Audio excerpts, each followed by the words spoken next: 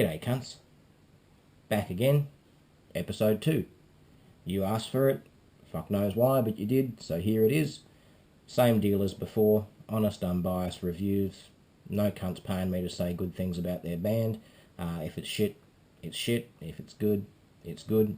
I'm adding the links to the bands in the description of the videos as well, so you can actually go and hear what I'm talking about and see if you think I'm right, see if you think I'm wrong. Send me rude messages if you think I'm wrong, but I'm never wrong, so fuck you. And on with the show. The first one is a band called Dire. Now, with a name like Dire, I had to check them out. The album, or the EP, is called No Flesh Shall Be Spared. Sounds spooky. This is really good. It came from a guy who has a little label or distro up in Queensland called Team Glasses, so thanks for sending this in. I really surprised myself with this. I'm not a huge death metal fan these days. I used to listen to a fair bit, but just don't anymore for whatever reason.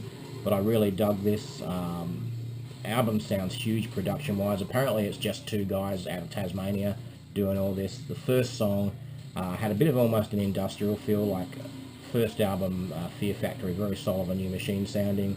The next two were more death metal-y, but it wasn't just boring old death metal. There's a lot going on in these. Changes of time, breakdowns, vocals are great. I really can't say enough about this. Yeah, very good death metal-y style with a bit of hardcore mixed in. The only criticism of the three songs, not enough solo, or no solos really. There's no lead, no shredding, and I really would have liked. There was times when just a huge solo would have gone really well with this. But yeah, three songs, none of them dragged. Anytime it started to get same, they'd bust out a breakdown or they'd change the times. The vocals are deep, guttural with the occasional kind of high-pitched scream in some of them. But I really like this. If you're a metal fan, if you like death metal, if you like kind of hardcore with a big metal edge to it, you'll probably dig this. Dire, out of Queensland. Never heard of the cunts, but out of Tasmania, sorry. Never heard of the cunts before. But yeah, this is really good. And considering it's a two-piece, I don't know if they play live as a two-piece or anything, but on record it's two people. Bloody good job. If it had solos in it, I'd give it a really good score. I'm going to give it a 3.5. 3.5 dead fetuses out of 5. If they had solos in it and they were any good, I would have given it a 4. But yeah, you can find this from the guys at Team Glasses up out of Brisbane in their distro.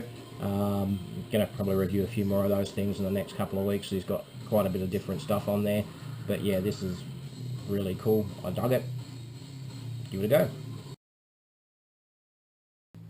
Number 2. Still laugh at that. I know I'm juvenile. Fuck you. The Chats. High risk behaviour. I am, as some of you know, a Chats fan. I like these boys. I like them for a lot of reasons. One of the reasons I like them, they just piss people off just by existing, and I think that's fucking fantastic. And it's two types of people that the Chats seem to trigger. You've got the old school punks who kind of go, whoa, this is nothing new, it's all been done before, why does everyone love them, I've heard this 10 years ago, 20 years ago. Well, these cunts aren't saying they're reinventing the wheel. It's three kids playing fucking busted ass punk rock music. They're not trying to be Dream Theater, they're not trying to do anything crazy, they're just doing what they do, and they're honest about it, you know, and that's one of the reasons I like them. The other people that get really triggered by these guys are those pseudo-hipsters. You know, the ones with the stupid fucking ironic haircuts and the shit moustaches who think they're pretend bogans. They really get bothered by this. And I think it's because these kids, they are actual kind of bogans. They don't hide from the fact that they're bogans. They're bogans. And they sing songs about what they go through living in Queensland, being young bogan kids, being on the dole and, you know, smokes and ciggies and having a drink and all that kind of stuff. But they don't make it cheesy. There's a fucking annoying habit of Australian bands at the moment where they write entire albums about bongs and shoeies, and you know, grow the fuck up. I'm not impressed. You know, well done. You're one of the 80% of the population that drinks. You're one of the 70% of the population that chooks bongs. I don't fucking care. Big clap. I'm talking about you, the Bennies, and all those other fucking bands like you. Fuck off with that shit. No one cares. I'm not impressed. Go away. Be more like the Chats, who are fucking honest and upfront and awesome. This album, it's fucking great. I have heard a lot of the songs before because they released a few of them as singles. The good thing with this is there's a lot of tracks on this. There's, in fact, I'll tell you how many. I'm very professional here. 1, 2, 3, 4, 5, 6, 7, 8, 9, 10, 11, 12, 13, 15 odd songs. They're fucking great. The ones that weren't released as singles, a lot of them could have been. The other thing I like about these guys is you can see the progression from the early EPs. The music was a bit more simple. Now there's more solos. The riffs are better. Production on it's fantastic. I love his guitar sound. It's that really old school kind of crunchy sound. I don't know if they deliberately went out to do that or it just happened that way, but it's fantastic. When I first started listening to punk music, I got all those old samplers and compilations of 70s English punk, and it's the same guitar sound for a lot of this stuff. I love it. The lyrics are funny. The songs are short. Nothing drags. There's a couple of songs that crack 2.5 minutes, but they're not excessive. Yeah, this is brilliant. This is a great album. I said the other day in the first one I wouldn't do any 4.5 out of 5s, or very many of them. Well, this is another one. I'm telling a lie. This is another 4.5 shit cunts out of 5. Fucking great album. Great people. The Chats. I feel like I've been paid for this because I'm very positive about it, but no, it's a great album. They're good blokes. Keep saying kids, but I guess they're not really kids anymore, or they're close to. And they're having huge success everywhere. Obviously not right now because we can't go anywhere, but when they can, they're going back to England and they're going back to America and whatnot. And more power to them. I hope these guys make fucking millions and piss off everyone that hates them. If you hate the Chats, fuck you. 4.5 out of 5. Great album. Go get it. Or drop it on the floor. Don't drop it on the floor. Number 3. Cowboys and Injuries. Never heard of these guys before. Put out a single or a split single, or I guess skateboards and power chords. It's a good name for it because pretty much what you get is power chords and very skate punky, punk and roll kind of thing. Yeah, not bad at all. It's weird though, when I listened to this the first time, there's something that put me off and I couldn't pick it. I listened to it a bunch of times, and first couple listens it didn't grab me, but the more I listened the more I liked it. If I had reviewed it based on 1 or 2 listens, it probably wouldn't have been a great review. But the more I listened to this, the more I liked it.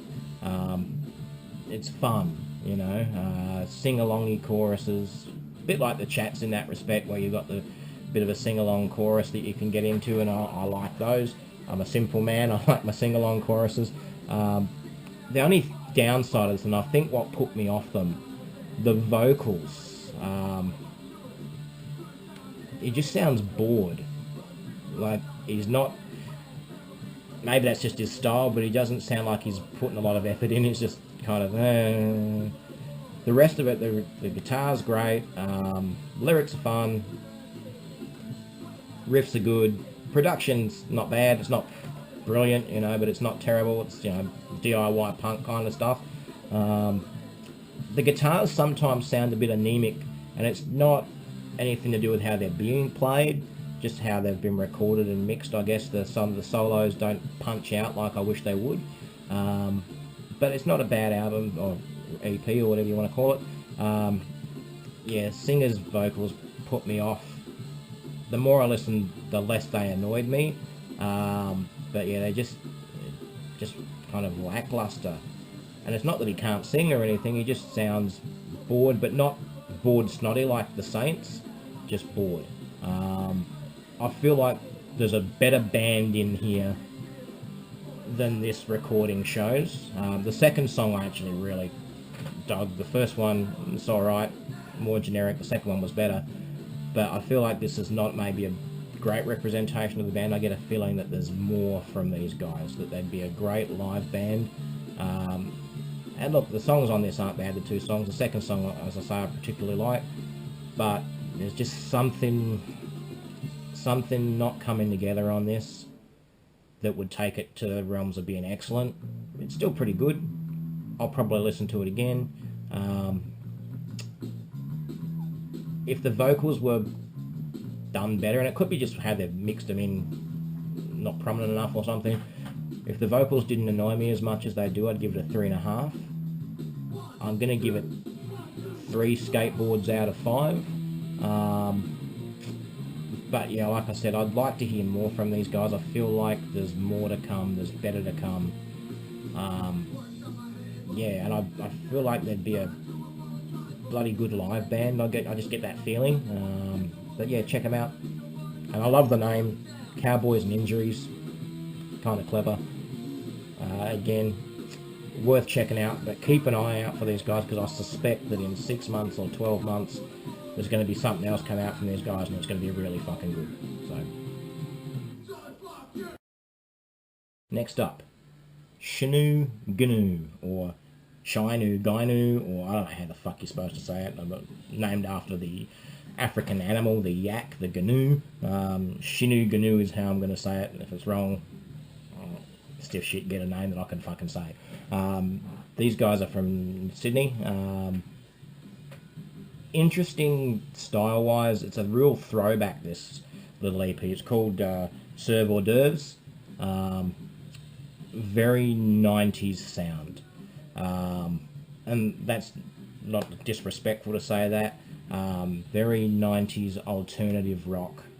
For whatever reason, I got a big Shihad vibe of a couple of songs here.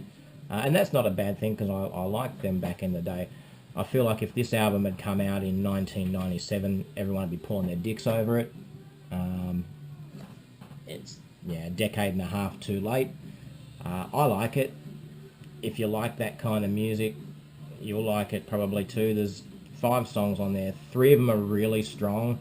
2 of them kind of drag. The 2 in the middle just, yeah, kind of dragged for me. Went on a bit long and wasn't much happening. I particularly like their harmonies. When the 2 guys are singing at the same time, sounds great. When it's just one, it's alright. But the standout for me was the harmonies when they're both going at it. You know, the riffs are good. If you like good alternative rock and roll, you'll dig this. You know, Shihad, that kind of sound. You know, it's not something that I'd probably listen to a lot, but I feel like it is something. There's 3 of the songs on there I did dig enough to say, well, they'll be on the road trip music, kind of nice in the background. These guys are a lot heavier live. I have seen them a couple of times live, and they come across a lot heavier live, so that's something to keep in mind. If you do see them around the place, and they do a lot of gigs, at least they did before everyone was going to die of the flu. And a good fun live band. Yeah, this is not a bad album. It's style-wise, it's not a style of music I listen to a lot anymore. But I feel like this is a really good road trip music. I'm going to give it 3.5. As I say, the only downfall with this, drags a bit in the middle. But, you know, for a 5-song EP, it's pretty good. Production-wise, it's nice. The vocals, particularly those harmonies, are really good. Everything's mixed where it should be. Yeah, 3.5 90s flannel-wearing dipshits out of 5. Shinu Gnu. Next up is Kids of Skids. Kids of Skids with their self-titled EP out on Inner City Uprising. Gotta say, I'm a bit biased on this one because the guitarist also plays guitar in one of my bands, so I can't say anything bad about him or he'll bash me. Not that there's anything bad to say about this. This is a really likeable little EP. 4 tracks. When I put this on, first put it on in the background while I was working, and the first thing I kind of noticed is that I was disappointed when it ended. Only 4 songs on it, very short, and it's over way too quick. Short, punchy songs for the most part. 3 of them are under a minute and a half, and the one that's a little bit longer doesn't drag. Female vocals, really good snotty kind of vocals. Yeah, I really can't say anything bad about this. Recording quality is pretty good. It's obviously DIY, but it's good quality. If I was to find a criticism, well, the lyrics are not Shakespeare, but you don't expect that with a fucking hardcore punk record. 3 out of the 4 songs are pretty much straight ahead, old school hardcore. The other song, Stalker, has a bit more of a new school, almost metal hardcore edge going on to it. But yeah, short, sharp and shiny. I know there's big things coming from these guys. Right Records have signed them for a couple of things, so there should be more stuff coming out from them. Definitely worth checking out. Good live. No pretension about these guys. No airs and graces. It's punk rock. And again, short, sharp and shiny. You know what you get when you put these guys on. It's just good fun, good old fucking hardcore. I'd give it, I'm going to be mean and say 3.5. I don't know, I can't even think of something funny to give it, so 3.5 out of 5. If it was someone else playing the guitar, I'd give it 4, but yeah, sorry Luke, I don't want to be seen like I'm too biased, so 3.5 out of 5. 3.5 fucking dodgy guitarist out of 5, there you go. Yeah, Kids are Skids on Inner City Uprising, self-titled EP. Good fun band this, good fun live, nice people, Australian Sydney boys and girls. Yeah, check them out. Kids are Skids. Right, here we go with this one. This one is Girth Mother. Now, I'm only reviewing this because the woman who does this shit just continually hassled me on Facebook, first begging and then demanding that I reviewed her stuff, to the point where I ended up blocking her because she was just fucking annoying about it. Positive things to say about this. Well, it's one song that goes for 9 minutes. Yeah, 9 minutes that I listen to, so you don't have to. If I was going to be looking for a positive, well, the acoustic guitar in the background is quite pleasant, I guess, kind of almost jazzy, repetitive riff. 9 minutes worth of it's a bit much, but you know.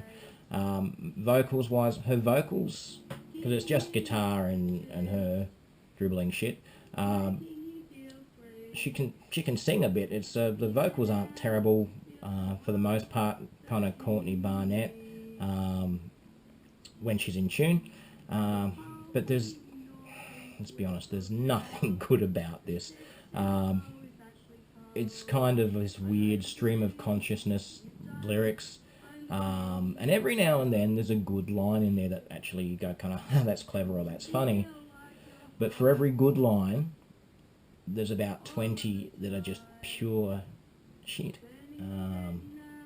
When you listen to it at first, I was trying to find good things to compare it to, and there's a little bit of Syd Barrett in there, and there's a little bit of even Captain Beefheart. I thought that, and then I punched myself in the throat for thinking that and comparing a couple of geniuses to just a tick-infested bucket of shit that this is. It's terrible.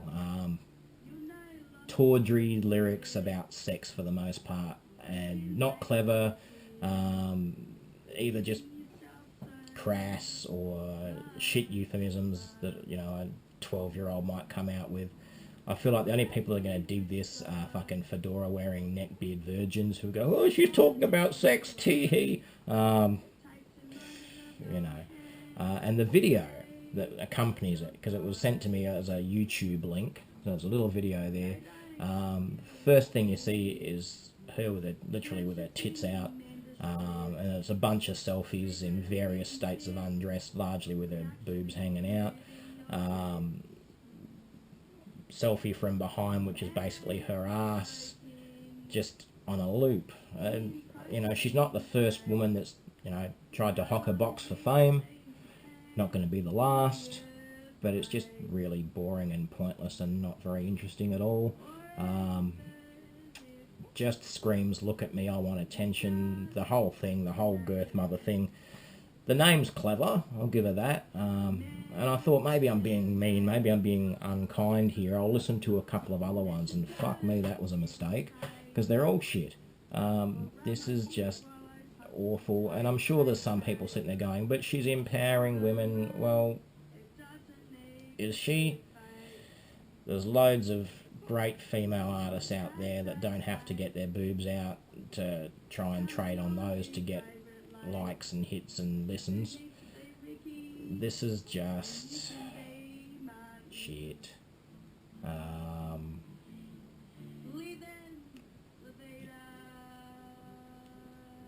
Yeah, just turd.